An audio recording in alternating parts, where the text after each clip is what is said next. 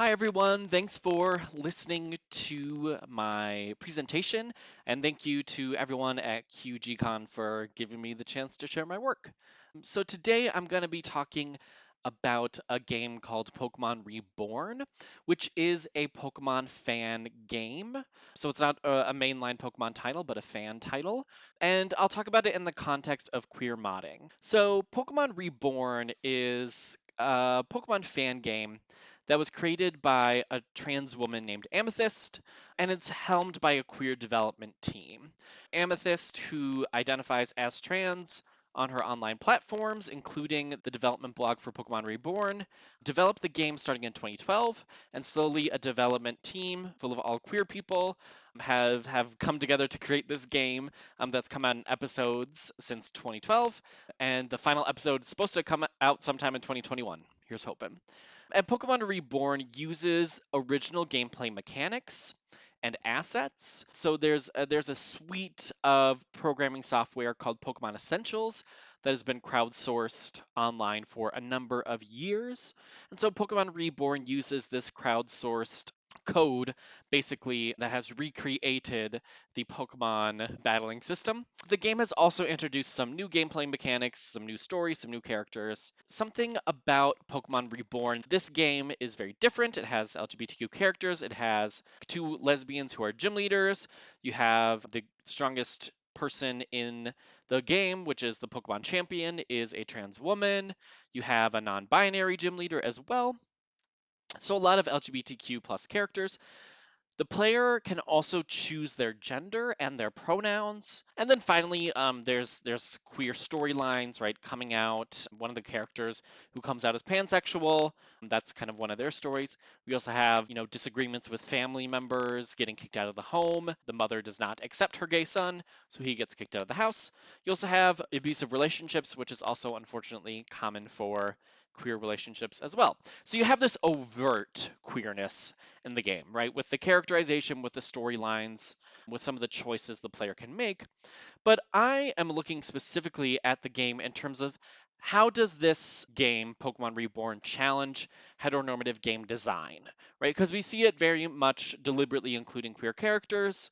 How does Pokemon Reborn challenge heteronormative game design of the series? And then how does, the production and the development of Pokemon Reborn, as well as the game design and the characterization and storyline, challenge some previous research on queer modding practices? Those are my two main questions going forward. So just a little background, a little lit review about modding. Sivonen articulates modding as the activity of creating and adding of custom created content by players to existing computer games. So I'm taking this definition of modding as I discuss it in my presentation. Wazaki talks about how modding really recontextualizes interactivity with the game beyond just user input, right? It's no longer just about pressing buttons to maybe affect something in the game world, but you're actually going in and changing the code itself or adding to the code, changing the code in order to make it playable on certain platforms or certain software. So modding in the case of Pokemon Reborn is really going beyond just modding out straightness and straight characters and modding in queer characters in the narrative. It's also about, kind of messing with the code, queering the code in a way that also creates a new Pokemon experience with the gameplay itself. So when it comes to queer modding, there's been some research on what queer modding is and what queer modding does for game developers. So queer modding, as Welsh puts it, really shows how for some creative developers online who kind of make these fan games or mods really do it for effective over economic needs. Welsh talks about how modding is really not a way of kind of gaining capital, but a way of kind of rectifying some of the affective deficiencies of the fan object in a way. And Evan Lateria notes how a lot of queer modding is interested in resisting normative gameplay, right? How can we kind of take the dominant expected forms of gameplay in these AAA or AA games, and how can we kind of mess with it a little bit? How can we resist that normative gameplay and game the game system? But in that resisting of the normative gameplay, we see a lot of queer modders kind of finding desire, pleasure through that resistance. And this really reflects Henry Jenkins' work on a lot of fan labor, which is not just simply about a fascination or like an adoration for the fan object, but also a frustration and antagonism. Right, a lot of these queer modders are modding games that they enjoy, but they're modding them not because it 100% ticks every box for them, right? It's not 100% catering or really giving them what they want. They enjoy parts of it, but there's also this frustration with the fan text that they're engaging with. And this is really apparent in Pokemon Reborn 2, as I'll discuss in a little bit. So finally, when thinking about heteronormative game design, right, Pavlunas talks about how a lot of heteronormative game design is interested in spatial, temporal, and technical mastery, as well as individualism, and particularly over the environment, among many other things. And then Merritt Kopis talks about how a lot of heteronormative game design, right, that encourages you to have this mastery over the game world, over other players, really encourages kind of a male colonial gaze, right? You're going into a game, taking over the system, taking over the game world, mastering it, beating it at its own game. And finally, Halberstam talks about how a lot of heteronormative game design really links to chrononormativity. So a mastery of a game, whether that's spatial, temporal, technical, colonial, really echoes a neoliberal discourse about kind of the quote unquote natural trajectory of human life. Right? As you progress throughout a game, you generally accrue more skills, more skill points, you have more money, you have more characters to play with, you have higher HP, right? All of these systems that are designed to really show how, like, if you play the game more, then you become more powerful, right? You grow into adulthood, you turn from this like weaker player into this really strong one. Very much connects to chrononormativity and the idea of a natural life, right? Starting out weaker, right, as a child, maybe not knowing the world around you, and then slowly as you get older, you encounter all these milestones of a chrononormative lifestyle, and that's your key to success, quote unquote, under neoliberal discourse, is following that trajectory. And so Halberstam talks a lot about how chrononormativity also reflects that within heteronormative game design. So when it comes to Pokemon then, right, the Pokemon franchise in general, there is a lot of aspects of that heteronormativity inside the Pokemon world, particularly the mainline games, which are the ones I'm mostly focusing on. And in these games, there's a lot of heteronormativity. A big emphasis is on mastery and kind of categorization of the Pokemon world, right? The famous quote, "Gotta catch 'em all." That phrase within itself is very much centered on, right, catching all of the creatures, taking all the creatures under your control.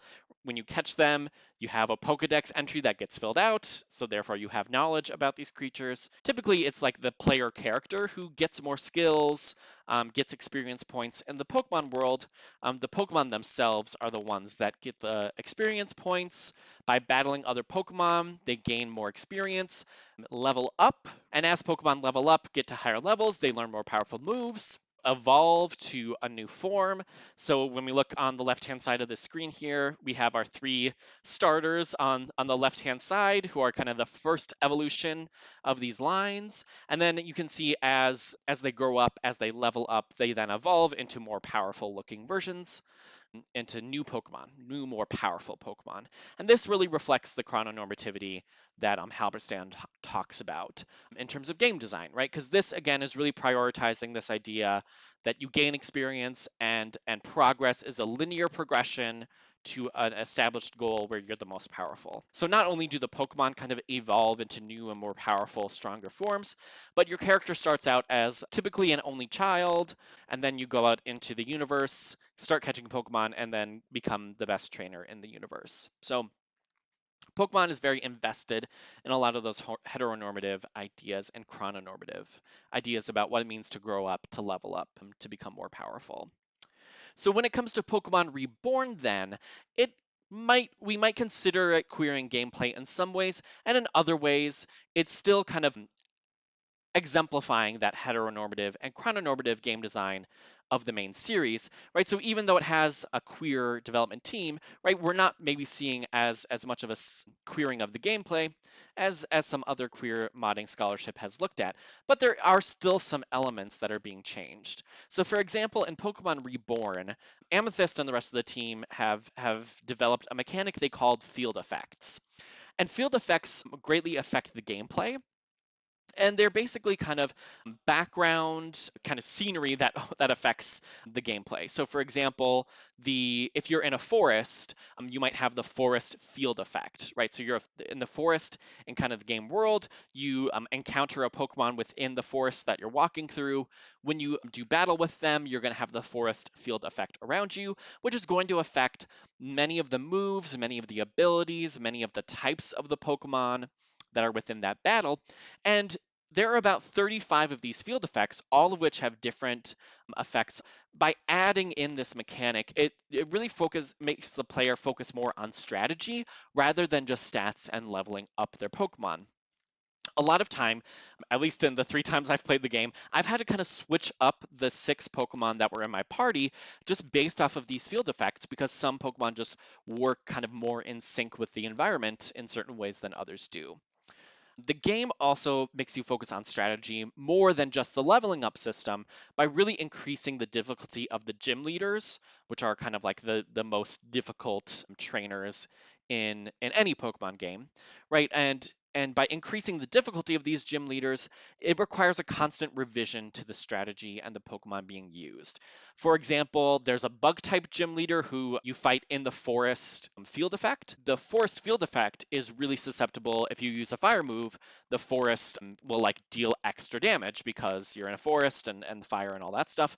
And that gym leader will automatically use a move called Rain Dance in the beginning that will prohibit you from using fire moves. So each of the gym leaders really have like a strategy behind them. And as the player, you have to go in not just thinking about type matchups or levels, but you need to start thinking about how these gym leaders are kind of incorporating their strategy into the game. And then you have to usually, change up the Pokemon you're using as well as the strategy you're using to defeat the gym leaders. So this also affects the way that players kind of find success in the game, right? It's not just about leveling up the strongest Pokemon, but it's also about kind of finding which Pokemon work well in which situation. And something that's really nice about this game is that it focuses a lot on finding unique strengths of a lot of the underused Pokemon. So, for example, our little boy Zigzagoon here, um, very cute, right? He's one of the weaker Pokemon in the Pokemon franchise, but he's actually probably the most powerful Pokemon you can bring to the first gym. He's the only Pokemon within the early game that learns a move called Mud Sport. That move will take away the electric field effect, which the electric type gym leader uses to her benefit. So it's actually the most powerful Pokemon in the game because it basically takes away the gym leader strategy, right? But if you originally see Zigzagoon and you're like, oh, that's a weak Pokemon, I don't really need it, you might lose out on some of the utility it has in that battle. So what's nice about this game is that by requiring the player to think through these strategies, to think through these field effects and the gym leaders, it really requires them to kind of make their approach a little different than the strict kind of chrononormative approach of Pokemon. And often you have to find the strengths of Pokemon that kind of the mainline games have deemed to be like not as useful. So in a way, it's queering Pokemon gameplay, but in many ways it's still the same, right? You still have the level up mechanic, you still have a linear path for experience points, right? You never lose experience points, you only gain them, right? So it still has some elements of that chrononormativity, but it also queers the gameplay in some ways. As part of this work that I did, I also interviewed Amethyst, and in discussing this with Amethyst about the gameplay, she really talked about how the focus for the development team was actually making the game harder, right? So not as much like subverting or undermining the gameplay of the series, but rather making it more difficult. And she kind of talked about how, especially with the latest round of games, Pokemon Sword and Shield, her and the rest of her development team really felt like it was so easy, and they needed to make things like more difficult for players who enjoy the gameplay of the series but want more of a challenge. She didn't really know. She said, like, in terms of the difficulty at the very least, right, we affected gameplay. I'm not sure about beyond that though, right? So she's not really sure like if they're deliberately trying to queer or kind of subvert the gameplay, but they very deliberately did make it more difficult. So right, it's maybe not explicitly subverting the heteronormative aspects of the game series, but they still kind of affect it, make the player approach Pokemon in a different way, right? They can't just use brute force anymore. You have to start thinking strategically with this new field effect system. But it wasn't really implemented to be queering or to deliberately queer the Pokemon series, but more so just to make it more difficult. So, looking at the gameplay of Pokemon Reborn in comparison to the mainline series, first of all, it just articulates a queer investment in Pokemon. Amethyst and the rest of the development team are LGBTQ plus people. They all identify as queer in some way, both in my interviews with them and online. And so this game is really showing how like queer individuals have an investment in Pokemon in these fan platforms.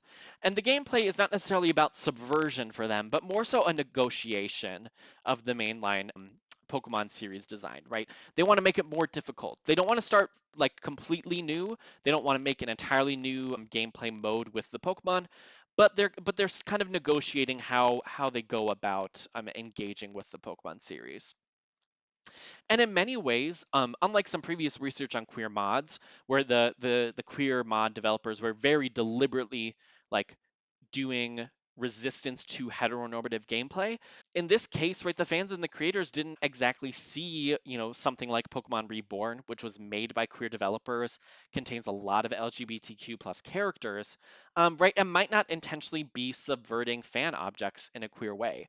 And might it's kind of engaging with the fan object a little differently than what some other queer mod scholars have discussed. Finally, it's another site where we can see this complex relationship between fans, games, and kind of negotiations of queerness in fan works. How are fans thinking through queerness as they see it in their fan environments, as they see it in the games, as they see it in their own labor? How are they seeing all of this, right? This is just kind of another node within that network of research that looks at that nexus. But again, all of this queer fan labor is really kind of pointing to this connection between Pokemon and queer fans that hasn't really been discussed before.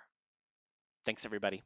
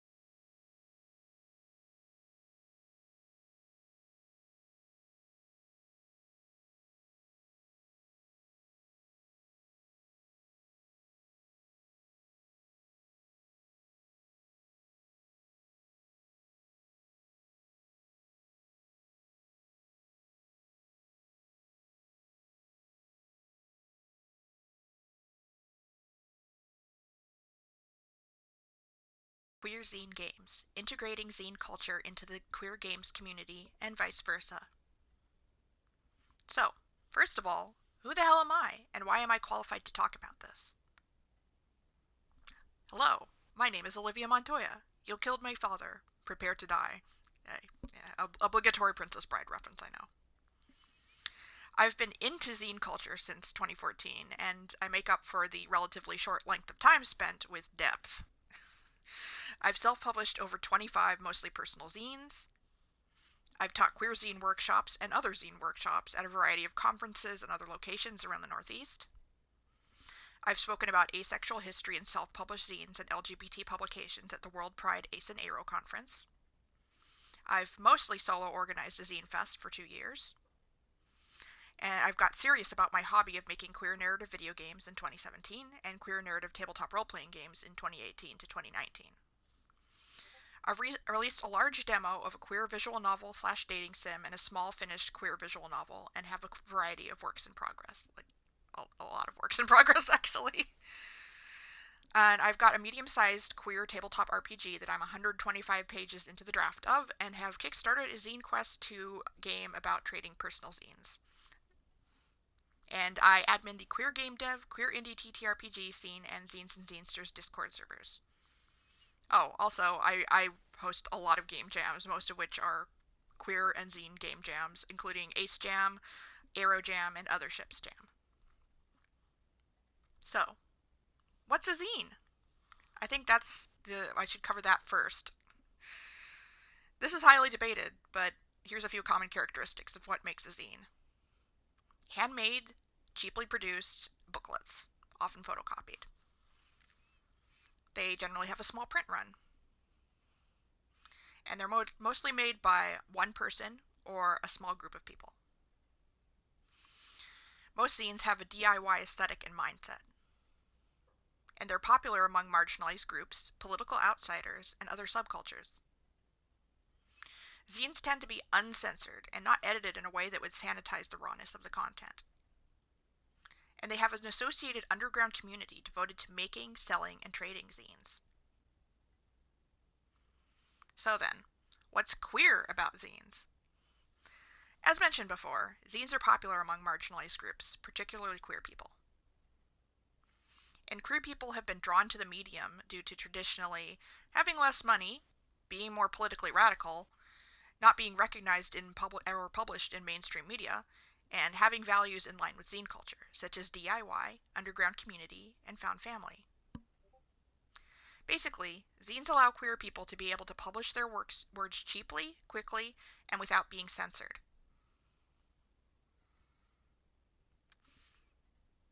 Also, queer people have been self-publishing their own newsletters and magazines since it became financially feasible, especially since the 1960s and 1970s.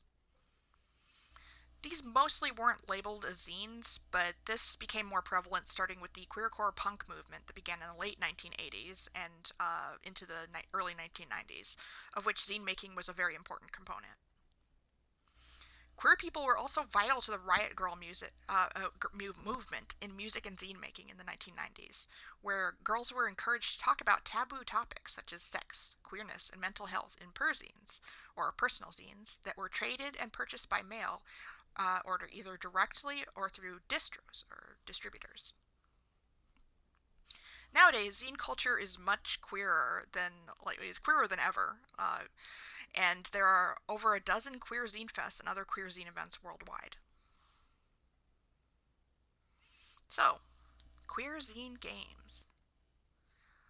So you might ask, wait, isn't a zine something that's printed out on paper? How can a zine be an interactive game? For one, a zine can contain rules or other content for tabletop RPGs and other analog games. While this type of zine was originally popularized in the 1970s to 1980s, they've never really gone away, just like any other zines.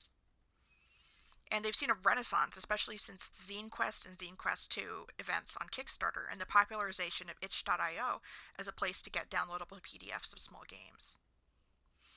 As many of us here know, the indie RPG scene in general, and itch.io narrative game scenes in particular, including many who flocked to the site after Google+, a haven for queer indie RPG designers, shut down, have a very strong queer presence.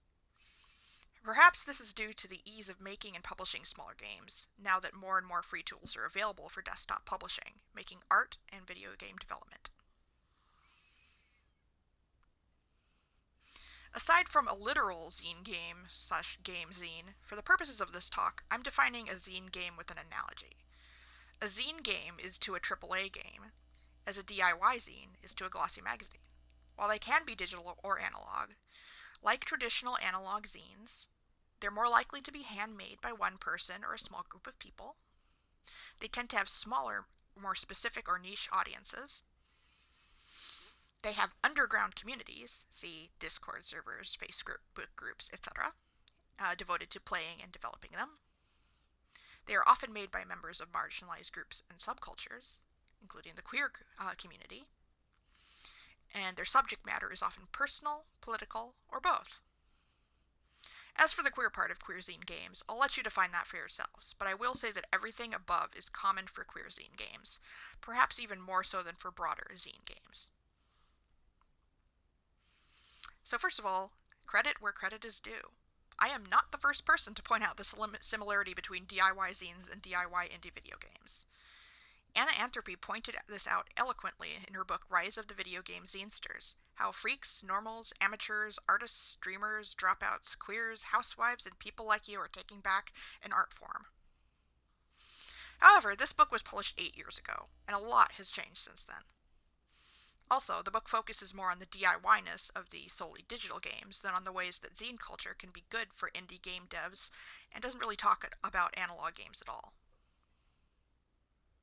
So, what can we learn from zine culture?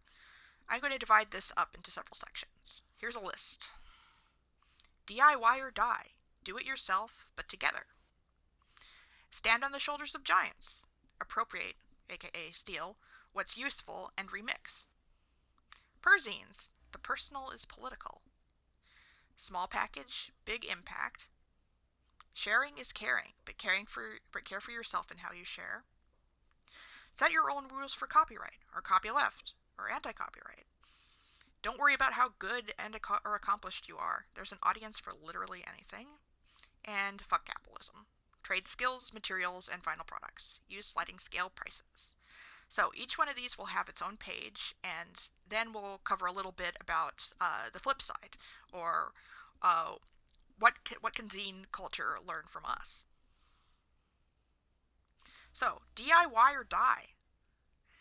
Do it yourself, but together. Zine culture values the DIY ethos, but also communities of care.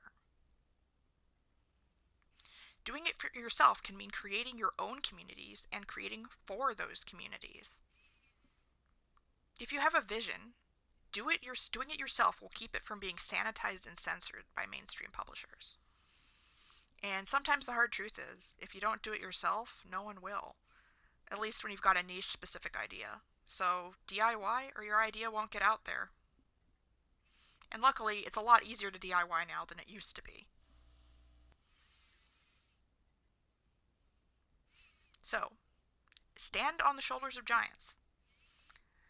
This means essentially to appropriate or steal what you need and remix it. You don't have to create everything from scratch. Zines are famous for collage, grabbing bits and pieces from magazines, found photos, stickers, newspapers, advertisements, and other ephemera, and pasting it all together into something new. Basically, save time and cultivate an aesthetic by using pre-made tools and engines, code snippets, public domain graphics, rule systems, etc. Even if you're just using these to prototype, it means you can have something complete quicker, and quicker means that you can get it out to an audience quicker. Building on others' work means that you're more likely to finish your project, and messy but done is superior to perfect but unfinished. So, perzines. As I mentioned before, perzines are personal zines, and we've learned from feminism that the personal is political. Take a lesson from perzines and feminism. There is no invisible barrier between personal and political life. Your personal life can provide political meaning, and vice versa. In fact, personal stories can be especially moving, be politically impactful, create social connections, and bring creator and audience to the same level. Destroy hierarchy. Also, the things you do in your personal life are important, and not just to you. We live in a complex web of interactions and influence. Therefore, per-zine games are not only real games, they're very important. So, small package, big impact. What does this mean? Zines tend to be small enough to be staple bound, so zinesters have learned to make them pack a punch in few words. Zines have traditionally been commonly used to cheaply spread political ideology, with good reason. Short, punchy copy sticks better in the mind than entire books. Your game doesn't have to contain 60 hours of content or D&D levels of rules to make an impact, essentially. In fact, smaller is often more effective at conveying specific messages. Also, smaller and cheaper means there's a lower barrier for your audience to access your game. More will be willing to gamble on it. And no one really likes huge downloads either. Next, sharing is caring, but care for yourself in how you share. Zine culture places a high value on sharing, whether physically with your zines or vocally with your stories. Sharing queer stories helps fellow queer people to not feel alone. I'm sure we've all learned this over time. And sharing your games or paying for other people's games, such as community copies, to share with people in your community, particularly when they can't afford to pay, builds community and promotes equity. Zine culture also places value on creators having control over how their games are distributed, or, well, zines distributed, but this also works for games, and who can have access to them as a means of self-care and self-protection. I feel like this is something we can learn from, too. So, it's a great idea to care for yourself in the distribution of your games. So if you have something really personal that you want to get out there but don't want trolls to get to, think about that and how you distribute. Next, set your own rules for copyright, or copyleft, or anti-copyright. Zine culture is known for being creative when it comes to copyright, setting their own rules for how their content is used and shared. Respecting those rules is also a big part of the culture. Zines tend to have something on the cover somewhere with either copyright info or a message telling people not to copy without permission, a copyleft / anti-copyright / copyright message saying people can share freely, or conditions under which a zine can be shared, i.e. without monetary gain. Well, that's unusual. I didn't expect that word to be in there. I better cut that out. Like Creative Commons licenses, but punker. Basically, make sure people can understand in plain language what they can do with your content. Don't worry about how good or accomplished you are. There's an audience for literally anything. Trust me, I've seen zines about how bad Godzilla's breath is and reviews of socks. And I still will buy them. Zine culture is known for embracing people of all skill levels, and technical skills are understood to not correlate with how important your message is. Zine culture usually ignores when someone is accomplished in life and when it comes to their value of their zines. Per-zine culture especially values talking about yourself without shame, even if you've never done anything important. You are important.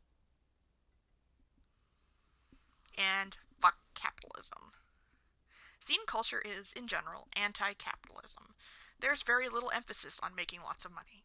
Trading is emphasized. Trade skills, materials, and final products. All of these things promote a stronger creator community. Cross-promoting each other's works also helps everyone involved. Sliding scale prices are common in zine culture, recognizing that some people can afford to give back to creators by paying more, which allows others to pay less and the creator can still get paid. The honor system can work if it's built around a community of mutual respect. And finally, what can zine culture learn from us, the queer games community? Selling isn't selling out. Value your labor. Creatives living under capitalism deserve to eat too. So don't feel shame for selling at a price that reflects the work that you put into it. E-zines are real zines. analog is not inherently superior. So there is this controversy in the zine community that digital zines are not real zines, and I think they have something to learn from us. Safety tools are cool. Like, it's a great idea to give content warnings in your content to let people prepare for whether or not they want to engage with them, or when they want to engage with them. And don't forget your past on the way to the future. The problem of ephemerality. So zines have this ephemeral nature where they are only printed in small batches and for a short amount of time generally. So don't you want to leave ways for your work to be remembered later on, even if that means zine libraries or on the side of games, archives, or like online hosts for your games. Making sure that your work doesn't disappear when its ephemeral nature takes effect. Zines are primary sources, getting along with academia. Basically, your zines and your as your games are going to be very important to future generations if you let them be archived. They're like little fossils. They show how we speak, what we're thinking about now, what's important to us, and I feel like those need to be preserved. And finally, the burnout is real. We talk a lot about burnout in games, and this is less discussed in zine community. So I feel like that's something that zine culture can learn from the queer games community. And that's it. Thank you for taking the time to watch this presentation, and uh, thank you to QGCon for hosting this.